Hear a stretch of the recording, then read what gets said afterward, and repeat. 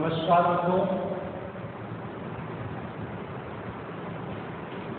बच्चों, last video में चर्चा कर रहे थे जनसंख्या वृद्धि के कुछ कारण जिसकी हम चर्चा कर रहे थे आज के वीडियो में, और उसमें हमने आपको जनसंख्या वृद्धि के कुछ कारणों के बारे में बताया था।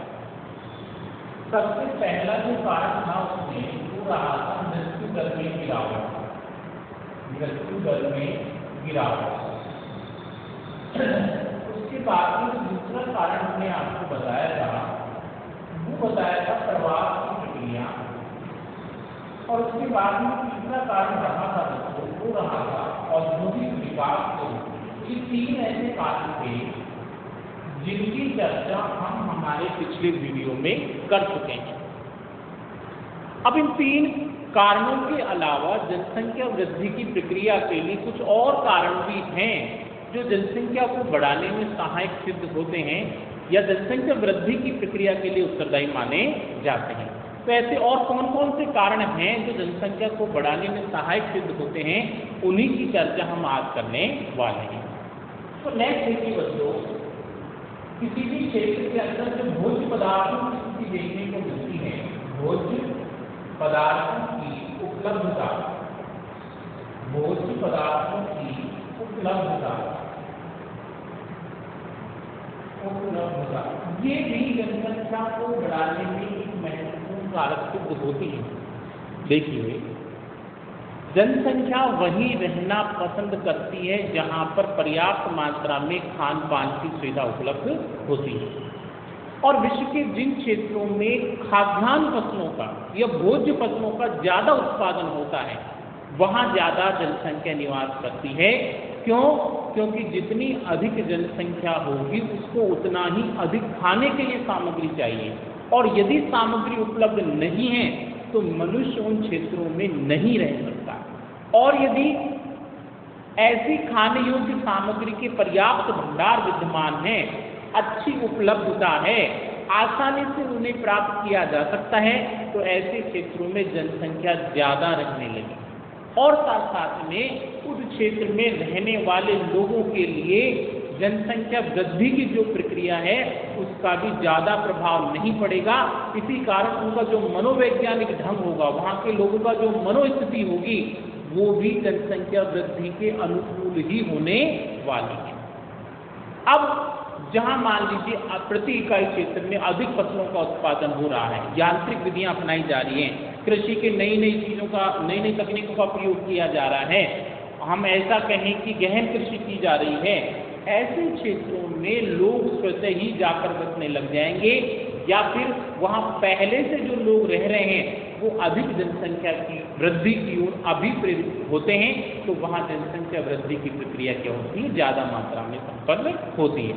तो कहने का मतलब ये है कि जहां जितनी अधिक खाद्य फसलों का या भोज्य फसलों का उत्पादन होगा, वहां जनसंख्या वृद्धि की संभावना उतनी ही क्या होती है, ज्यादा विद्यमान हो जाती है। क्यों? क्योंकि ऐसे क्षेत्रों के अंदर फसल संसाधनों की या खाद्य संसाधनों की जो प्रचुर उपलब्धता है, वो उस क्षेत्र में जो संभावित जनसंख्या वृद्धि होने वाली है उसको पोषित करने में सक्षम होती है।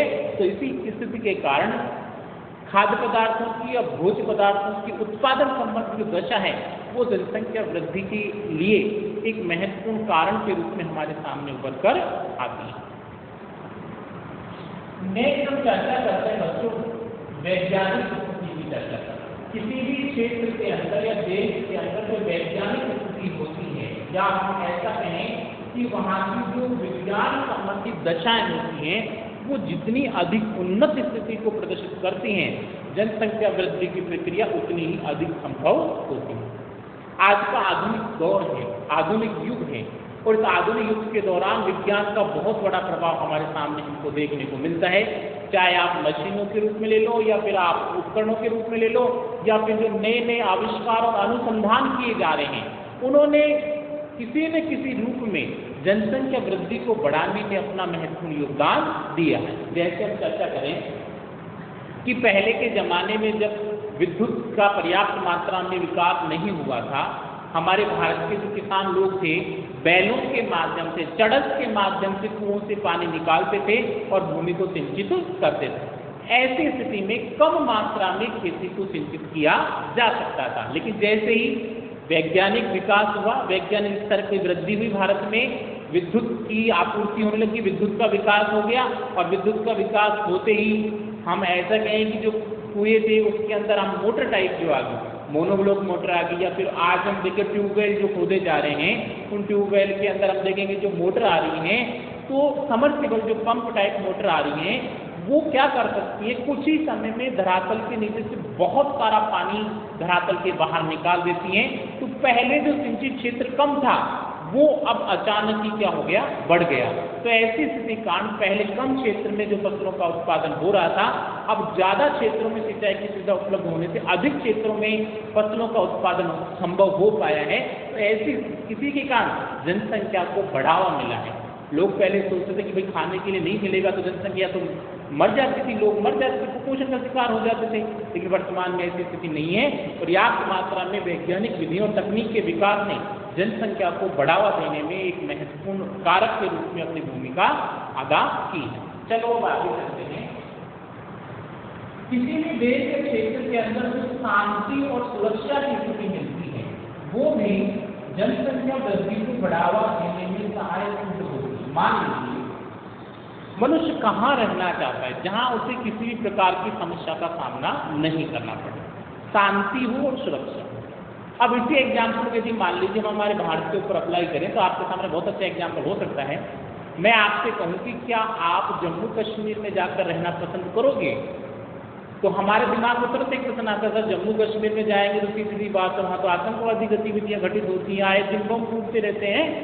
तो ऐसे क्षेत्रों में हम नहीं बसना चाहते। लेकिन इसके विपरीत यदि आपसे चर्चा की जाए कि भाई आप ऐसा बताओ, आप मध्य प्रदेश में जाकर रहना चाहते हो, राजस्थान में जाकर रहना चाहते हो या महाराष्ट्र में जाकर रहना चाहते हो, तो अचानक ही हमारे दिमाग में आएगी वहाँ पर शांति सुरक्षा ऐसी जो आतंकवादी गतिविधियाँ होती वो वहाँ पर संपन्न नहीं होती। तो विश्व का जो क्षेत्र जितना अधिक सुरक्षित है, जहाँ पर उपद्रवों की स्थिति, आतंकवाद की स्थिति या पारस्परिक वैमनस्यता की जितनी कम मिलती है, उस क्षेत्र में जनसंख्या उतनी ही ज्यादा पाई जाती है। वहाँ जनसंख्या का बसाव ज्यादा देखने को मिलता है। और जब ज्यादा जनसंख्या बसाव मिलेगा तो सीधी सी बात है, जनसंख्या वृद्धि की जो प्रक्रिया है वो भी निश्चित रूप से क्या होने वाली है, अधिक होने वाली। तो बच्चों ये सारी ऐसी चीजें थी जो किसी भी क्षेत्र के अंदर जो जनसंख्या वृद्धि होती है उसको बढ़ाने में सहायक कारक। अब देखिए ये सारे मेन कारण हैं। इन सभी कारणों के अलावा बहुत सारे गौण कारण भी है जो जनसंख्या वृद्धि को बढ़ावा देने में सहायक सिद्ध होते हैं।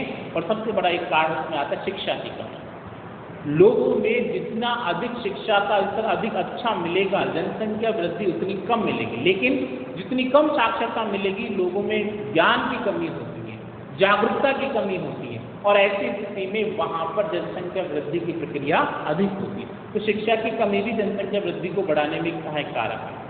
इसके अलावा यदि हम देखें तो संयुक्त परिवार जो प्रथा पाई जाती है वो भी जनसंख्या वृद्धि में सहायक होती है। क्यों? क्योंकि जो दंपत्ति होता है उसको अपने बच्चे के पालन पोषण के लिए ज़्यादा मेहनत नहीं करनी पड़ती। घर में जो परिवार के सदस्य होते हैं उसकी देखरेख वही कर लेते हैं, तो उनको किसी तरह की परेशानी नहीं आती। ऐसी कंडीशन में जनसंख्या की जो वृद्धि है उसको थोड़ा बढ़ावा मिलता है। तो ये आपको ये मेन कारण ध्यान रखने हैं। इन कारणों के अलावा शिक्षा की कमी है, संयुक्त परिवार प्रथा है, परिवार नियोजन के साधनों की कमी है, जागरूकता का अभाव, ये सारे भी ऐसे बिंदु हैं जो किसी क्षेत्र में मिलने वाली जनसंख्या को बढ़ावा देने में सहायक सिद्ध होते हैं। और इसी कारण बच्चों इनको जनसंख्या वृद्धि के कारणों के रूप में जाना जाता है। तो जनसंख्या वृद्धि के कारणों वाला जो हमारा वीडियो था वो यहीं समाप्त होता है। नेक्स्ट वीडियो में हम एक नए टॉपिक की चर्चा करेंगे। तब तक के लिए धन्यवाद।